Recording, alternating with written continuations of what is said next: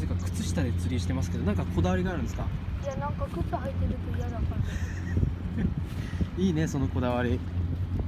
そういうのはいいと思います。その常識破りな感じ。ちょっとそこに投げたいのに。根がかりするかもしれないです。この下がちょっと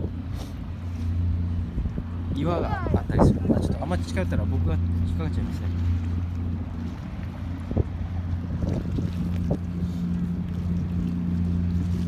来るんじゃない？来るんじゃない？おお、来るねー。まあ2時間ぐらいやってたら1匹ぐらい釣れるでしょね。